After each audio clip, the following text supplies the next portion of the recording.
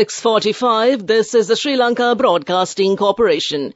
The news edited by Lal Mallavarachi, read by Sounditavam. The President signs Gazette declaring several services as essential services. The World Bank provides Sri Lanka with $400 million financing. The interim report prepared by the Demarcation National Committee will be handed over to the Prime Minister today. The Election Commission will meet on Friday to announce the new date for voting of the local government election. The Minister of Power and Energy says a decision on the fuel QR system will be taken in consultation with the Finance Ministry and other stakeholders in a few months. In foreign news, more than 100 people feared dead in Italy migrant boat shipwreck. And in sports, the first test between Sri Lanka and New Zealand will be played from the 9th to the 13th of March. President Ranil Wickremesinghe has signed an extraordinary gazette declaring several services as essential services with immediate effect, the President's media division said. Accordingly, all services in connection with the passengers or goods, discharge, carriage, landing, storage, delivery and removal of articles of food or drink or coal, oil, fuel from vessels within any port as essential services. Meanwhile, the provision and maintenance of facilities for transport services by road, rail or air, including roads, bridges, culverts, airports, ports and railway lines, have been categorized under the essential services. The International Finance Corporation, the World Bank's investment arm, said it will provide Sri Lanka with a $400 million cross-currency swap facility to help fund essential imports. 3 private banks will receive the facility to fund about 30% of imports, including medicine, food and fertilizer, the IFC said in a statement yesterday. The funds will provide a much-needed foreign exchange cushion for Sri Lanka, which is grappling with its worst financial crisis in over 7 decades, partly triggered by a severe shortage of dollars. The Sri Lankan economy is estimated to have contracted by 9.2% in 2022 and is expected to shrink a further 4.2% in 2023, according to the World Bank data. The interim report prepared by the Demarcation National Committee will be handed over to Prime Minister Dinesh Gunawardena today. The chairman of the committee, Mahinda Deshapriya, says that the report has been prepared entering the views and proposals obtained by various parties. The final report of the Demarcation Committee is to be presented to the Prime Minister by the end of this month. You're listening to the news from the Sri Lanka Broadcasting Corporation. The chairman of the Election Commission, Nimal Punchiheva, says the Commission will meet on Friday to announce a new date for voting of the local government election. According to the existing needs, the date of the polls can be postponed at least by 3 weeks. However, the Treasury must assure that the required funds will be provided without interruption. Meanwhile, the Commissioner General of Elections, Saman Sri Ratnayaka, says that all government servants who have given nominations will be considered as candidates for the upcoming local government election until the election is held. The election has not been cancelled. The election will not be held on the 9th of March, as was earlier announced. They have applied for no-pay leave to contest the election under the Code of Institutions. The Commissioner General of Elections said that until the election is held, they will be treated under the Code of Institutions and the Elections Law. The Minister of Power and Energy, Kanchana Wijesekara, says no decision has been taken to suspend the National Fuel Pass QR system from 10th April. Several media outlets have reported that according to the Ceylon Petroleum Corporation, measures have been taken to end the QR code fuel rationing system from the 10th of April. However, the Energy Minister Kanchana Wijesekara said on Twitter that no decision had been taken to cancel the fuel licence. He further said that the NFP data will be analysed to gradually increase the quotas allocated. He said the decisions on the system will be taken in consultation with the Finance Ministry and other stakeholders during the next few months. With that, we conclude local news. The main news story is brought to you by Siddhalepa Vedamahatmya. Minister Douglas Devananda says that the government has not taken any decision to issue permits to Indian fishermen for fishing activities in the Sri Lankan waters, Northern Sea territories. Some political parties have earlier spread false information that the government is to sell some northern sea areas to China to start sea cucumber farms. Now some elements have spread the same type of information in connection with India. Minister Devananda vehemently rejects all these reports as fake and baseless and came to you in the main news story. The main news story was brought to you by Siddhalepa Vedamahatmya. Moving on to Watchlight, the government has decided to limit the number of devotees attending this year's visit to St. Anthony's Shrine in Kachativu. The feast will be held on the 3rd and the 4th of next month. Only 8,000 devotees will be allowed to attend the feast this year. Out of the 8,000 devotees, 4,500 will be Indians and the other 3,500 will be Sri Lankans.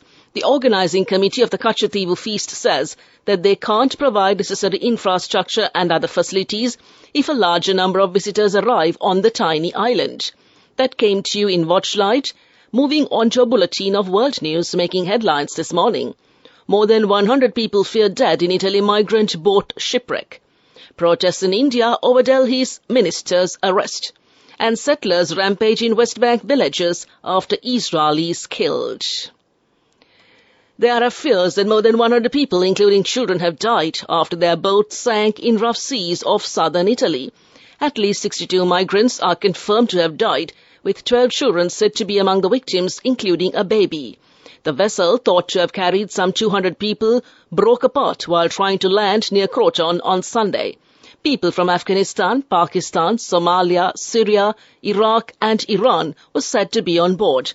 The bodies were recovered from the beach at a nearby sea resort in the Calabria region. The Coast Guard said 80 people had been found alive, including some who managed to reach the shore after the sinking. India's capital Delhi witnessed massive protests by members of its governing party over a top leader's arrest for alleged corruption. Manish Sisodia, Delhi's deputy chief minister, was arrested on Sunday by a federal agency over alleged irregularities in a liquor policy in the city. He and his Aam Adami Party AAP denied the allegations. Yesterday, a court sent Mr. Sisodia to custody for 5 days. Israeli settlers have attacked Palestinian villagers in the northern occupied West Bank after 2 settlers were shot dead by a Palestinian gunman. 1 Palestinian man was killed and more than 100 injured in the violence near Nablus on Sunday night, the Palestinian Health Ministry said. Dozens of cars and houses were also burnt, according to a local official. It followed the killings of 2 Israeli brothers from a nearby settlement along a highway. And back to the headlines of the world news. More than 100 people feared dead in Italy migrant boat shipwreck. Protests in India over Delhi minister's arrest. And settlers rampage in West Bank villages after Israelis killed. With that, we conclude this bulletin of world news. And up next is development news. Development news. This year, 400 million rupees has been allocated to cultivate 13,000 hectares of paddy using parachute technology. The Ministry of Agriculture says that the attention is also focused on starting a program of providing nursery trays free of charge to all farmers. The parachute method is a technique of tossing rice seedlings uprooted from plastic trays containing a soil ball in a projectile manner into the puddled field. The seedling broadcasting technology of rice as a method of field establishment of paddy was invented in China and introduced to major irrigation areas in the country by the Rice Research Institute at Batalagoda in 2005. That came to you in development news. And taking a look at sports news, the Sri Lankan cricket team left the Katunayake airport on their tour to New Zealand yesterday. The tour consists of 2 test matches, 3 ODIs and 3 T20 matches. The first test will be played from the 9th to the 13th of March and the second test will begin on the 17th of March. The 2 ODI matches are being held as qualifying matches for the Cricket World Cup. The T20 matches will affect the T20 World Rankings. For this tournament, 17 players and 12 officials have left, 29 people in all. Dimut Karunaratne will be captaining the team for the test matches and Dasun Shanaka will captain the ODI and T20 teams, and he and the other players are expected to join the Sri Lankan team in New Zealand later. And that came to you in sports news. We take a look at business news next. Go ekak tiyana youth ekata life eke change ekata niyameta set wenna as wahagena dakapu hina habe karanna youth ekata niyameta set wenna friendship eka menna. The all-new NSB Ithru account, NSB IM, a plan for your dream. Business news, sponsored by National Savings Bank, the safest place for your money. The government is considering auctioning some items of a consignment of cosmetic items valued at nearly 50 million rupees that have been illegally imported to Sri Lanka. The State Minister of Finance, Ranjit Siambalapitiya, says that nearly 4 containers of cosmetic items have been seized by the Sri Lanka Customs for having been illegally imported. State Minister Ranjit Siambalapitiya further said that the items will therefore be inspected and those found to be of stipulated standards of Sri Lanka will be auctioned locally. And that came to you in business news. Business news, sponsored by National Savings Bank, the safest place for your money. Go ekak tiyana youth ekata life eke change ekata niyameta set wenna as wahagena dakapu hina habe karanna youth ekata niyameta set wenna friendship eka menna. The all-new NSB Ithru account, NSB IM, a plan for your dream. Economic news, courtesy of... For the 5th consecutive year, LOLC is awarded People's Financial Services Brand of the Year at the 2022 Slim Kantar People's Awards. As the People's Financial Services Brand of the Year, LOLC continues to place the customer first. And this has won the hearts, minds and trust of Sri Lankans, with yet another prestigious award as proof of this lasting commitment. LOLC. Imagine the possibilities. Sri Lanka's stocks fell after 7 straight sessions yesterday as investors took a wait-and-see approach regarding the need for further clearance on the International Monetary Fund loan after officials' comments, according to brokers. The oil share price index fell 1.26%. On Sunday, the IMF Managing Director Kristalina Georgieva said that a new predictable and orderly debt resolution process is needed for countries like Sri Lanka and Suriname, which are not covered by existing frameworks. Analysts said that this did not heavily impact market sentiment and that investors were solely taking a wait-and-see approach until harder facts about the macroeconomy surface. And that's economic news. LOLC Finance is taking the power of innovation to the next level, winning 5 golds at the Technovation Awards 2022, leading the digital revolution with cutting-edge interbanking digital payments. LOLC Finance claims the overall gold award, whilst also claiming an extraordinary victory in digital banking. LOLC Finance will continue to innovate with the next generation digitalization of financial services, delivering a superior customer experience. Weather report.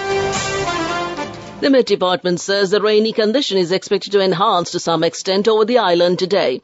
Showers will occur at times in the eastern, Uva, north-central provinces and in the Mullaitivu and Matale districts. Fairly heavy showers above 75 millimeters can be expected at some places in the eastern and Uva provinces. Showers or thundershowers will occur at several places in the western and Sabrugama provinces and in the Kandy, Nuwara, Galle and Matara districts during the afternoon or night. Fairly heavy showers above 50 millimeters can be expected at some places in the above areas. Several spells of showers may occur in the northern province. Fairly strong gusty winds of about 40 kilometers per hour can be expected over the northern, north-central, central and northwestern provinces and in the Trincomalee and Hambantota districts.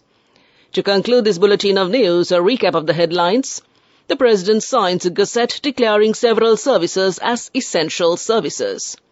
The World Bank provides Sri Lanka with $400 million financing. The interim report prepared by the Demarcation National Committee will be handed over to the Prime Minister today. The Election Commission will meet on Friday to announce the new date for voting of the local government election. The Minister of Power and Energy says a decision on the fuel QR system will be taken in consultation with the Finance Ministry and other stakeholders in a few months. More than 100 people feared dead in Italy migrant boat shipwreck. and the first test between Sri Lanka and New Zealand will be played from the 9th to the 13th of March. With that, we conclude this morning's news broadcast.